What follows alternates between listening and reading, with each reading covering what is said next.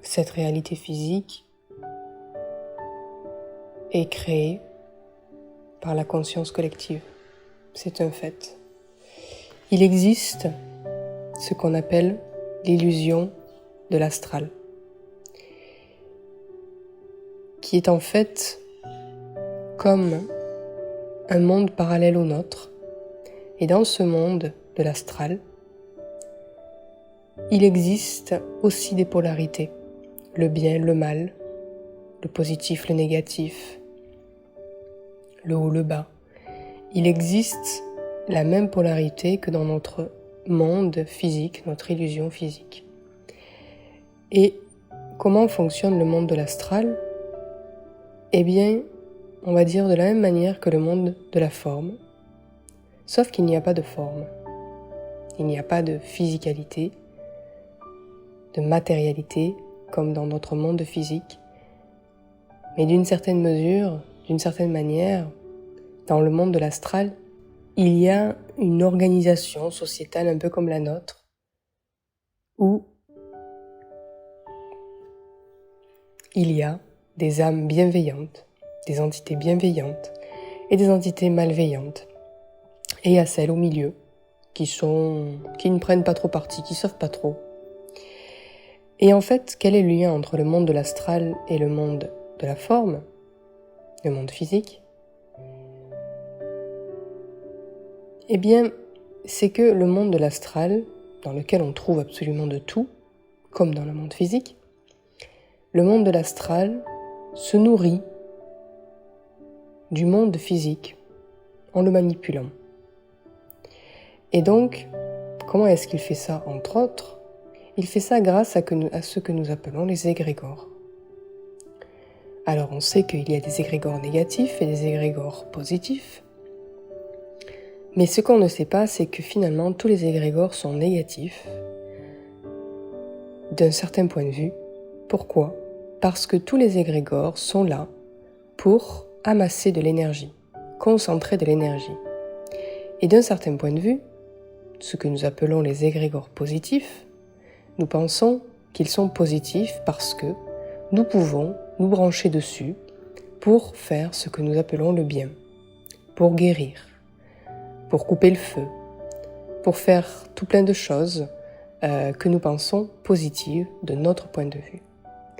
Mais d'un autre point de vue, celui de l'astral, c'est une source d'énergie sur laquelle les êtres de l'astral, qui vibrent comme l'égrégore, peuvent se brancher pour se nourrir. Donc, potentiellement, dans l'astral, ceux que nous appelons les êtres bienveillants sont, en fait, d'un certain point de vue, malveillants. Pourquoi ?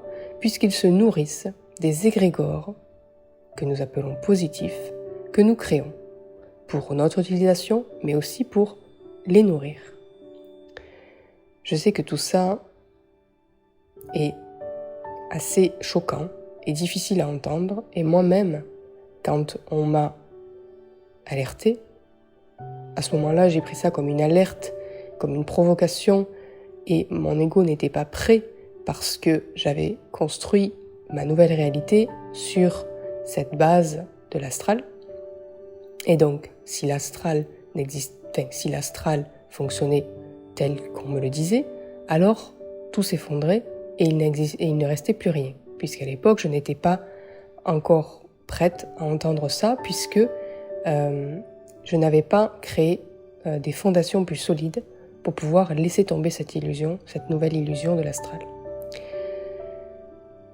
Donc encore une fois, je ne vous demande pas de me croire, mais simplement d'écouter si vous en avez envie et de voir ce que ça provoque en vous.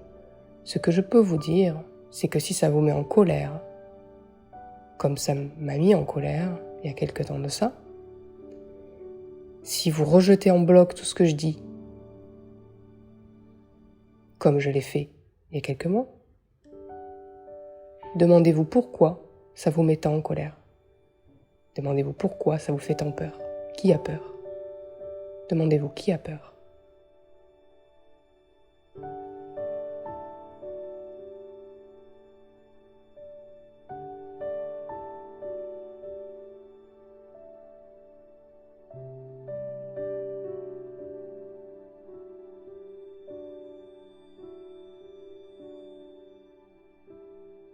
Parce qu'en soi, que le monde astral soit une illusion comme le monde physique, ce n'est pas grave.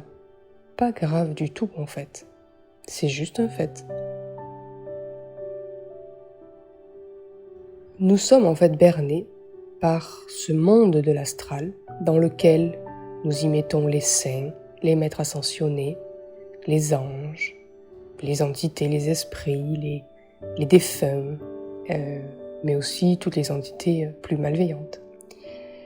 Et dès lors que nous voulons de l'aide, dès lors que nous voulons guérir, aider quelqu'un, nous faisons des prières à ces saints, à ces anges, à ces guides. Nous demandons de l'aide. Nous faisons aussi des prières toutes faites qui nous branchent directement sur un égrégore, des prières religieuses, je veux dire. Et en faisant ça, nous nourrissons, nous remplissons en fait leur assiette. Comment est-ce qu'on donne de l'énergie à quelque chose? En se focalisant sur ce quelque chose. Donc en se focalisant sur un saint, sur une prière ou sur une demande quelconque, nous remplissons l'assiette de celui que nous contactons. Alors, vous allez me dire, en soi, c'est donnant-donnant. Je demande l'aide d'un saint, bon, du coup, c'est comme si je le payais finalement en lui donnant un peu de mon énergie. Sauf que l'amour ne fonctionne pas comme ça. Dans l'amour, on ne se nourrit pas les uns des autres. Quand on est vraiment dans l'amour, on se nourrit par soi-même. On n'a pas besoin de l'énergie de l'autre pour se nourrir. Finalement, il se passe dans l'astral exactement ce qui se passe dans le monde physique. Dans le monde physique, nous volons sans arrêt de l'énergie à l'autre, en essayant de le convaincre, en essayant de le manipuler, en le forçant, en voulant le dominer, en voulant avoir raison, en lui posant des questions, en l'ignorant, en faisant l'indifférent, en se mettant en colère contre lui. En fait, dans toutes nos relations, il y a un échange d'énergie, dans nos relations physiques, il y a un échange d'énergie qui se fait à chaque instant. C'est-à-dire que quand on ne va pas bien, on a tendance à reprocher aux autres, ou on va se mettre en colère contre les autres, ou en fait, dès qu'on reproche à l'autre quelque chose, ou qu'on essaie de manipuler l'autre, en étant indifférent aussi, puisque l'indifférence peut aussi faire partie de la manipulation, puisqu'en étant indifférent, on attend à ce que l'autre s'intéresse à nous, et donc nous donne de l'énergie. Donc il y a au niveau, dans le monde physique et au niveau sur le plan énergétique, il y a des échanges d'énergie, des vols d'énergie, je dirais même, des vols d'énergie à chaque interaction humaine. Mais nous n'en avons pas conscience. Nous sommes comme des enfants de 2 ans qui n'avons pas encore appris à parler, ni à marcher, et nous sommes complètement innocents. Et nous ne comprenons pas comment ça fonctionne. Comme un enfant de 2 ans ne comprend pas encore le fonctionnement du monde. Donc il ne s'agit pas ici de reprocher quoi que ce soit. Il s'agit simplement de comprendre que le monde astral fonctionne de la même manière que le monde physique.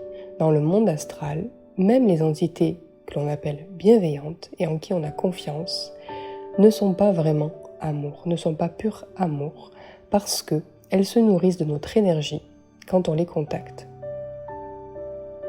Alors, d'un certain point de vue, il y a des niveaux de vol d'énergie, puisqu'effectivement, une entité maléfique ne se nourrira pas de nous de la même manière que ce que nous appelons un saint ou un maître ascensionné, ou en tout cas une énergie bienveillante.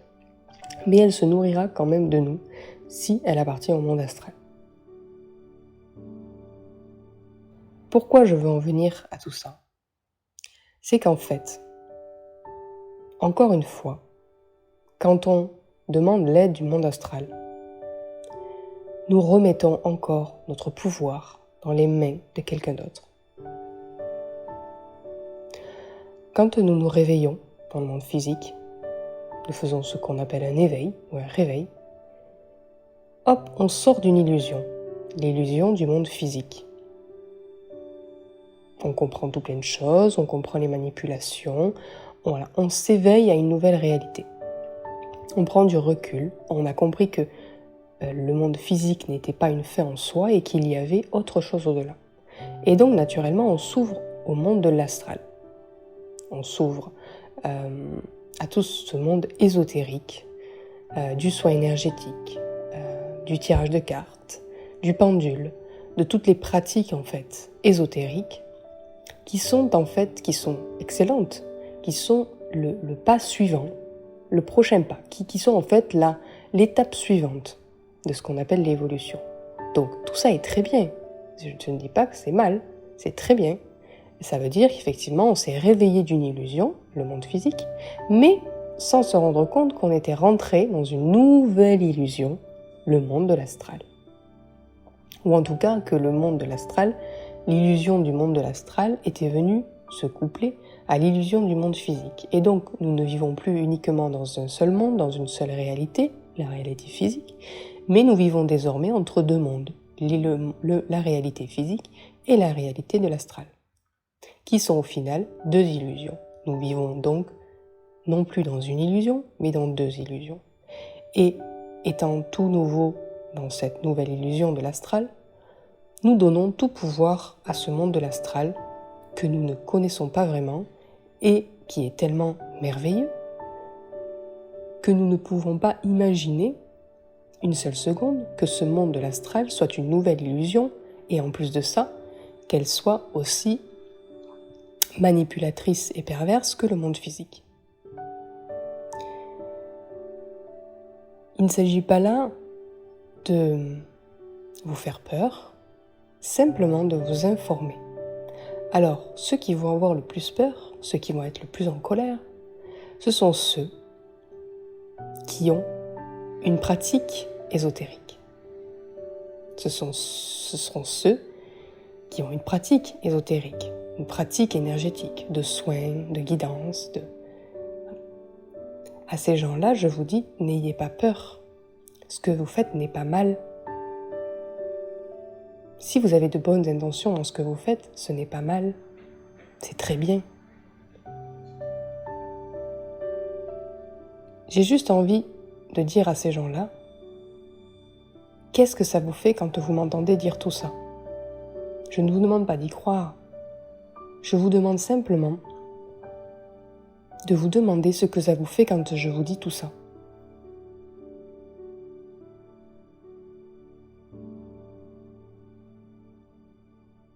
Alors, du coup, vous allez me dire, si ce monde de l'astral, des saints, des maîtres ascensionnés et des égrégores est une illusion, comment sortir de cette nouvelle illusion?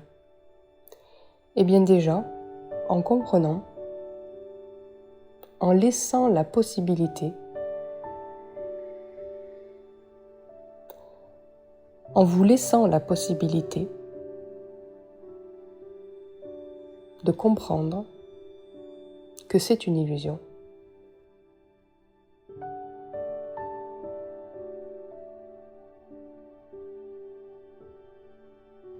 Est-ce possible pour vous d'imaginer un seul instant que le monde de l'astral soit une nouvelle illusion et que les personnes, les êtres en qui vous aviez le plus confiance, soient une nouvelle illusion et potentiellement pour certains d'entre eux, de gros manipulateurs qui, sous couvert de lumière, se nourrissent finalement de votre énergie. La première étape pour sortir de cette illusion est en fait de laisser la place à cette vérité temporaire. De la même manière que lorsque vous vous êtes réveillé dans ce monde physique, vous vous êtes réveillé de cette illusion physique et que vous vous êtes rendu compte que les gouvernements et les institutions nationales et mondiales étaient des manipulateurs. Et que ces manipulateurs vous manipulaient de telle sorte à générer, à être productifs pour nourrir leur richesse. Comprenez qu'il s'agit de la même histoire au niveau de l'astral. Essayez de laisser place à cette vérité un instant pour voir ce qu'elle fait sur vous. Peut-être revivrez-vous le même choc que lorsque vous êtes réveillé à votre réalité physique. Comprenez que rien n'est grave, que tout va bien. Vous étiez juste sorti d'une illusion pour entrer dans une nouvelle illusion. Et donc là, vous allez me dire, mais alors si le monde de l'astral est aussi une illusion, comment je fais pour sortir de là et sur qui je peux compter? Qu'est-ce que je peux faire alors pour trouver la vérité? Eh bien, j'ai envie de vous dire que vous pourriez facilement, avec quelques recherches, trouver une nouvelle réalité, trouver une nouvelle façon de penser, trouver de nouveaux êtres sur qui compter ou une nouvelle façon de voir les choses. Vous pourriez, oui, quitter cette nouvelle illusion de l'astral pour entrer dans une nouvelle illusion. Mais finalement, vous vous réveillerez plus tard à cette troisième illusion et vous chercherez encore à l'extérieur une autre illusion pour vous rendre compte que c'est une illusion. Et vous pourriez faire ça pendant très longtemps. Et donc, j'ai envie de vous faire gagner du temps. J'ai envie de vous faire gagner du temps. Et j'ai envie de vous dire ceci. La seule vérité sur laquelle vous pouvez compter, la seule réalité sur laquelle vous pouvez compter et avoir confiance, c'est vous. Si vous vous connaissez assez, vous connaissez vos intentions profondes, vous savez ce qui vous guide, vous savez si c'est l'amour qui vous guide. Nous sommes tous amour, mais certains ne sont pas guidés par l'amour. Vous seul savez si vous êtes guidé par l'amour. Même si vous vivez des choses difficiles, si vous aspirez à la paix, à l'harmonie et à l'amour, alors vous êtes guidé par la paix et l'amour et l'harmonie.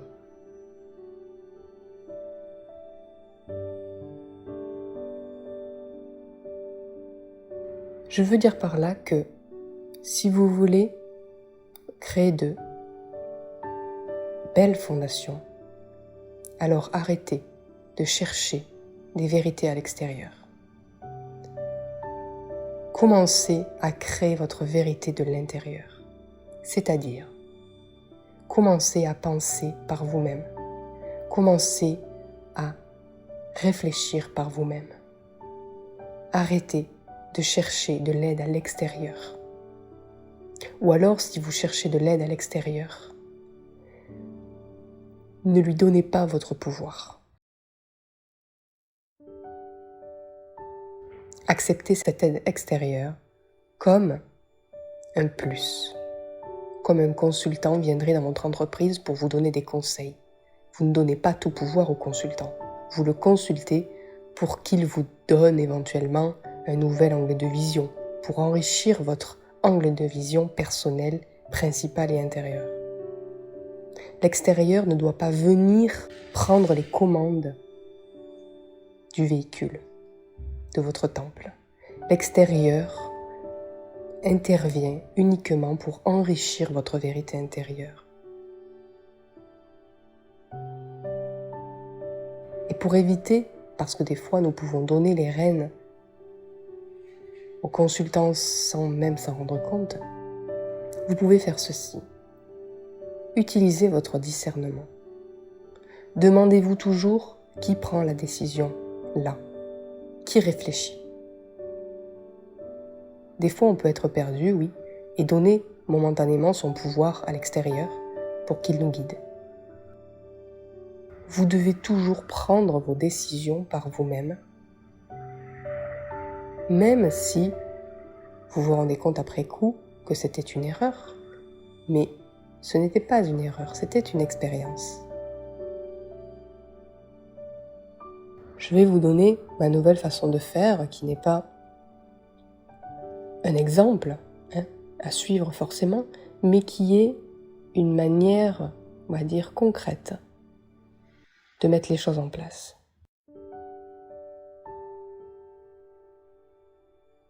Cela fait quelques mois, depuis le mois de mars en fait, où je commençais tout doucement à me questionner sur toutes ces réalités parallèles. Et il y avait quelque chose qui tournait dans ma tête, une phrase qui tournait et qui me disait « il y a quelque chose qui cloche, il y a quelque chose qui cloche, il y a quelque chose qui cloche, il y a quelque chose qui cloche ». Je ne savais pas quoi, mais je savais qu'il y avait quelque chose qui clochait dans cet astral, dans cette manière que j'avais de m'y relier. Et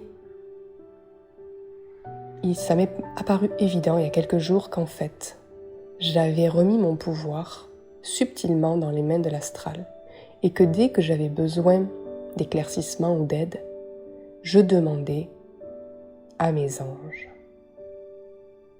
Je demandais à des saints, à des maîtres ascensionnés, à des énergies que je considérais supérieures à moi, qui savaient mieux que moi. Et je ne regrette pas, parce que ça m'a très bien guidée. J'ai été très bien guidée par ces énergies bienveillantes. Parce que j'en suis là où j'en suis aujourd'hui, c'est en partie grâce à leur guidance. Donc, comprenez que je ne diabolise pas le monde astral. Je veux juste vous montrer l'illusion du monde astral, qui est aussi dualité que le monde physique. Et que le monde astral ne fait rien gratuitement. Il y a un échange d'énergie, un vol d'énergie qui se fait aussi bien dans le monde astral que dans le monde physique ou que intermonde. Et donc, si vous voulez gagner du temps, entre guillemets, si vous voulez arrêter de passer d'une réalité à une autre pour vous rééveiller d'illusion en illusion, décidez que vous êtes votre seul guide. Et pour ça, comprenez que vous pouvez vous adresser à une partie plus expansée de vous, à une partie plus sage que vous, qui est vous, mais avec une conscience plus élargie. C'est un nouveau concept, je pense, pour la plupart d'entre vous. Certains parlent de moi supérieur, de soi divin, d'âme. Comprenez que d'une certaine manière, tout ça est aussi une nouvelle illusion, mais qui se rapproche plus de la vérité que ce dont j'ai parlé précédemment. Je n'ai pas encore assez exploré cette nouvelle illusion du moi supérieur ou du soi divin. Mon instinct me dit que c'est une nouvelle illusion, à la différence près que dans cette illusion, je suis aux commandes. Je sais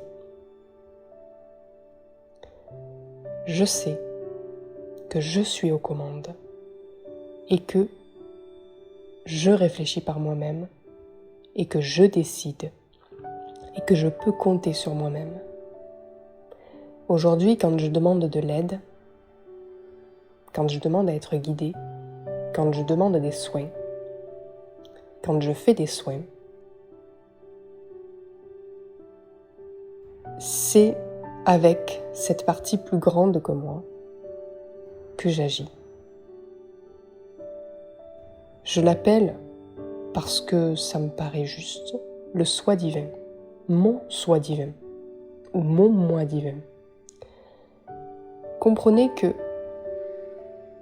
Amandine, la personnalité que je suis dans l'instant et pour cette vie, comme vous, vous êtes une personnalité incarnée dans un véhicule, comprenez que Amandine n'est qu'une expression, une infime partie d'une entité plus grande. Ce n'est même pas l'âme, c'est quelque chose d'encore plus grand. Et pourquoi j'ai confiance en cette partie plus grande, plus expansée, plus sage de moi? Parce que je connais mes intentions. Je sais que, au niveau de la personnalité, elles ne peuvent pas être pures, puisqu'il y a l'ego qui se met au milieu. Mais je sais qu'il y a une partie plus grande en moi qui a des intentions pures, qui veut vraiment répandre l'amour, qui veut vraiment créer l'harmonie. Et donc j'ai confiance, même si des fois j'ai pas confiance en moi et en cette personnalité, j'ai confiance en cette part plus grande à l'intérieur de moi, qui sera toujours là pour me guider vers la lumière. Donc je lui fais entièrement confiance, parce que c'est moi en fait, c'est moi. Et en moi, j'ai confiance. Pas en moi la personnalité, en moi la pureté de mes intentions. Et donc j'ai décidé désormais de me relier uniquement à ce moi, amour, qui est amour et qui veut répandre l'amour, qui veut créer un monde d'amour.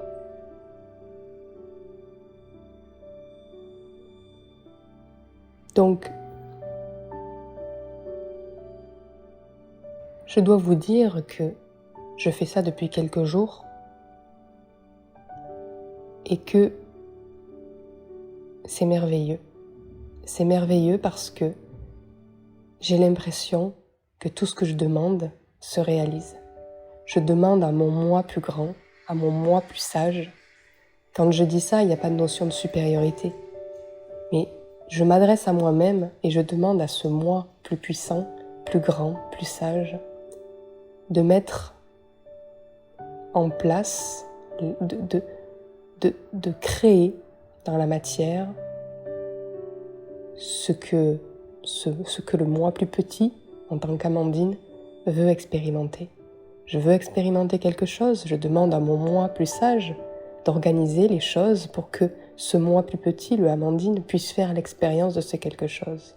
Et ça peut être n'importe quoi.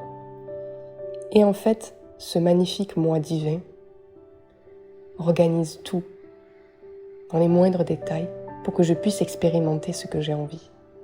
Et je trouve ça absolument magnifique. Tellement, tellement beau. C'est incroyable. Je vais vous raconter une petite anecdote qui pour vous n'aura peut-être pas de sens, mais qui pour moi est tellement beau.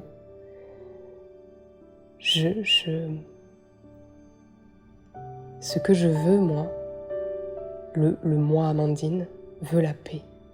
Je veux la paix, je veux être en harmonie et je veux être en paix avec tout ce qui m'entoure.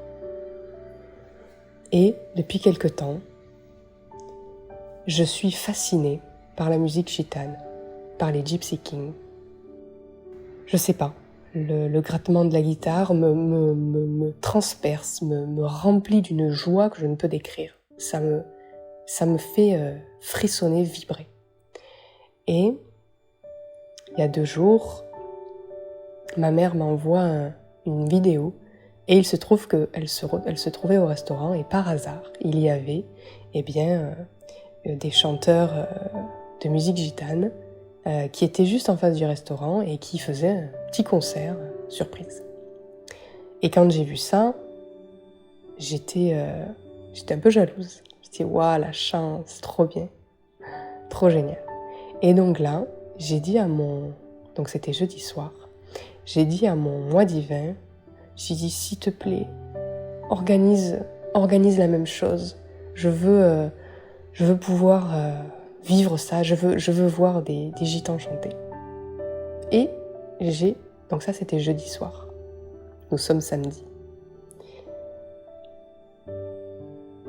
Et voilà, je savais que ce mois divin allait organiser ça pour moi. C'était une évidence.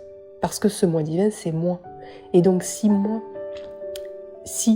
j'étais ce moi plus grand et que Amandine, ce petit moi, me demandait d'organiser ça, eh bien, ce moi, en tant que moi plus grand, je ferai tout pour le faire, parce que j'ai les moyens de le faire en tant que moi divin, donc j'organiserai ça pour Amandine. Donc je savais que ce moi divin le ferait.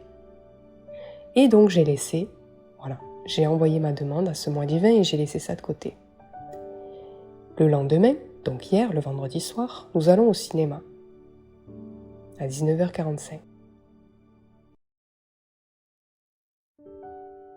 Nous sortons du cinéma, et dès que je mets un pied dehors, qu'est-ce que j'entends ? De la musique gitane. J'étais là, oh mon Dieu, où est-ce qu'ils sont ? Il faut que je les voie. Eh bien, il y avait 3 messieurs gitans qui chantaient des Gypsy Kings à un bar à bière juste à côté du cinéma. Et donc, c'était obligé. Je regarde l'heure, il était 21h21. J'étais là, il faut que j'y aille. C'est mon moi divin qui a organisé ça pour moi. Nous y allons donc, nous nous posons. Je dois dire que tout était plein, il restait une seule table, pile devant ces chanteurs. Je m'assois, je commande ma bière aux fruits rouges, je tourne la tête et qu'est-ce que je vois ? Sur la fenêtre, la porte-fenêtre du bar, eh bien, il y avait une affiche avec une bière qui s'appelait « Paix Dieu ». Voilà. C'était donc un message de mon moi divin qui me disait « Voilà, tu voulais la paix, je t'offre la paix et les gypsies ».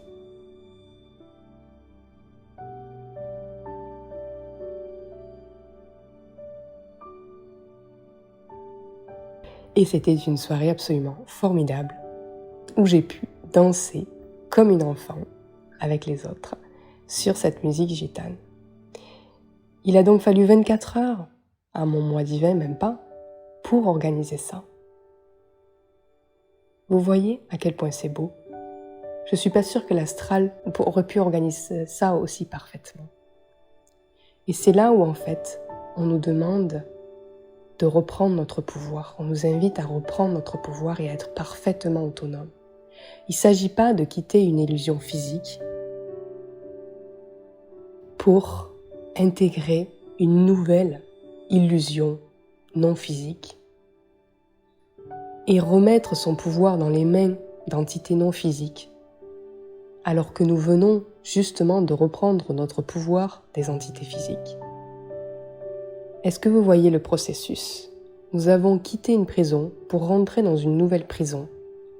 Et dans cette nouvelle prison, le monde de l'astral, nous remettons, comme de pauvres enfants innocents, notre pouvoir dans les mains d'êtres qui brillent, qui sont grands, beaux et forts, qui savent plus que nous. Mais nous n'avons pas la capacité de savoir qui est bon et qui est mauvais dans ce monde. Comme nous n'avions pas la capacité de voir, de faire la différence entre les bons et les mauvais dirigeants.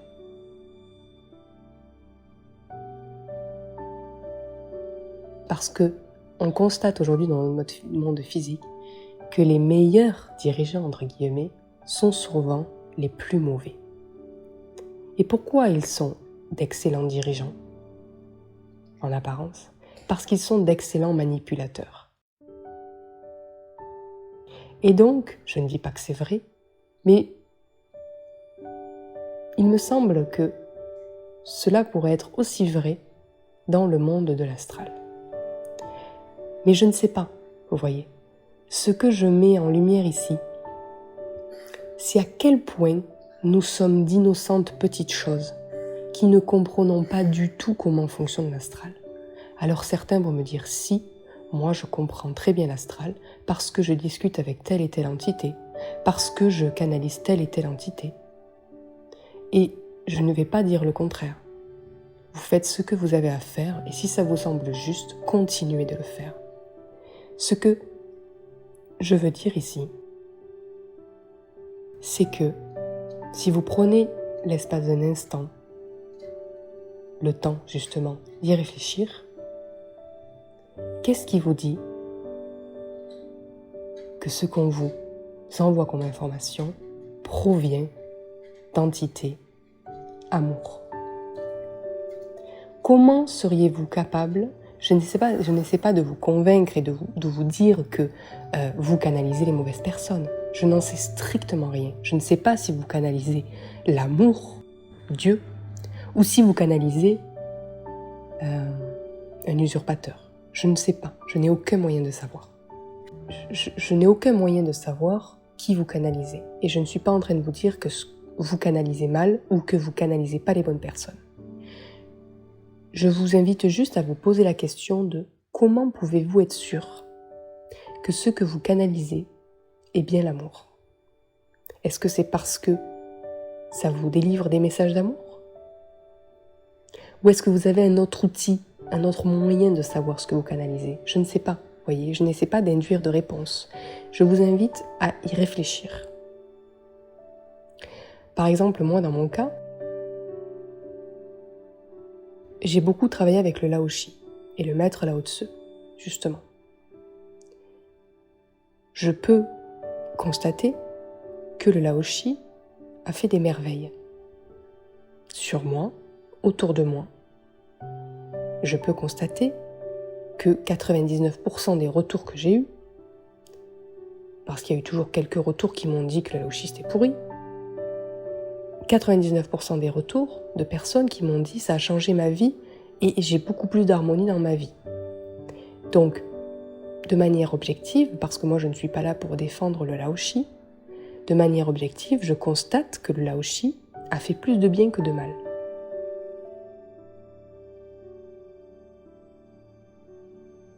Pour autant, je ne sais pas qui est derrière tout ça.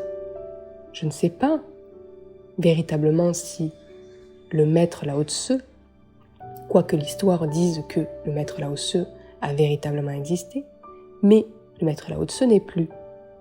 Qui me dit que celui qui se présente comme être le maître Lao Tse est bien le maître Lao Tse? Je ne sais pas, je n'ai aucun moyen de savoir. Et à l'époque, quand j'ai travaillé avec le Laoshi, je croyais, dur comme fer, que le maître Lao Tse était forcément, le maître Laoshi était forcément le maître Lao Tse et que je pouvais avoir 100% confiance en lui.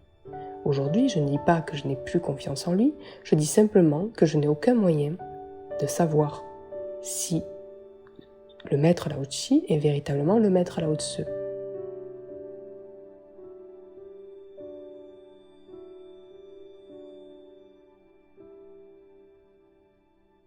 Ici, ce que je veux vous faire comprendre, c'est que je ne dis pas que le Laoshi est mal, je dis simplement que je ne sais pas qui est véritablement derrière le Laoshi. Pour autant, ces soins ont fait énormément de bien.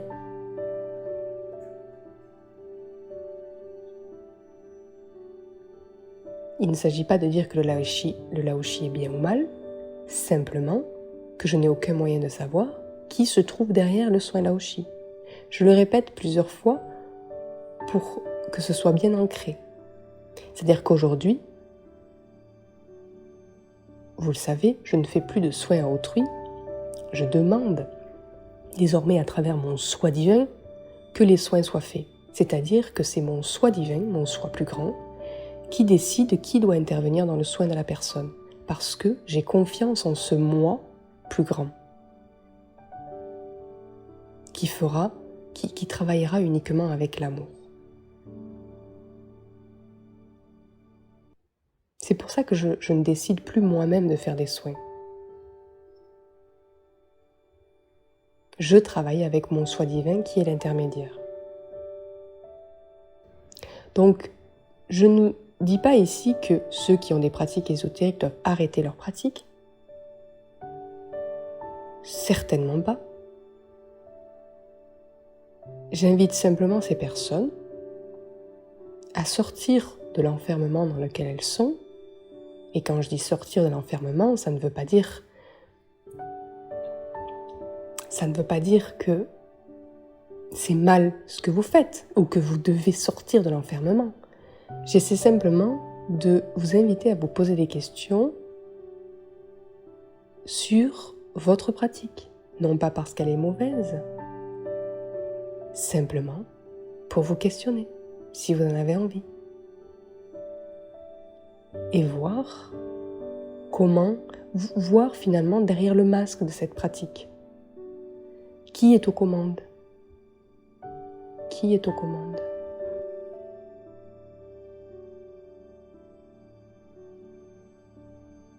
Donc c'est un audio qui sera un peu choquant, bousculant pour certaines personnes.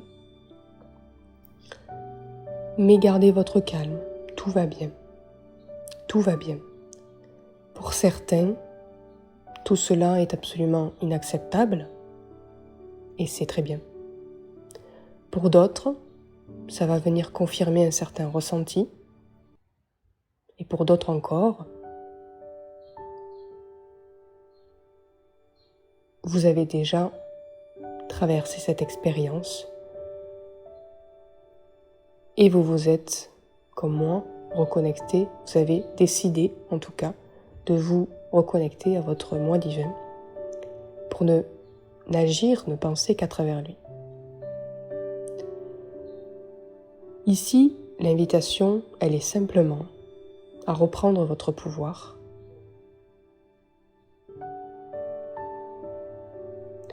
et retrouver votre autonomie. Je vous invite la prochaine fois que vous avez besoin d'aide à demander à votre soi divin, à votre vous plus sage, plus grand, à cette entité plus large qui est vous, qui fait partie de vous, de vous aider, de vous guider et d'organiser tous les éléments pour vous permettre de faire l'expérience de ce que ce petit vous, moi, Amandine à l'occurrence, veut faire l'expérience. Finalement, votre soi divin, votre vous plus grand, plus sage, serait comme un grand frère ou une grande sœur. En tout cas, c'est comme ça que je le vois. Et en théorie, un grand frère ou une grande sœur sont nos protecteurs, sont nos guides. Et ils feraient tout pour aider petits frères et petites sœurs. En tout cas, cela fait seulement quelques jours que je fais l'expérience du soi divin. Et je peux dire que je me sens véritablement en sécurité et en paix depuis que je ne passe plus que par lui. Parce que, étant une extension plus grande que moi, et connaissant mes intentions profondes, je connais les siennes, et je sais que ce que nous voulons, c'est l'amour.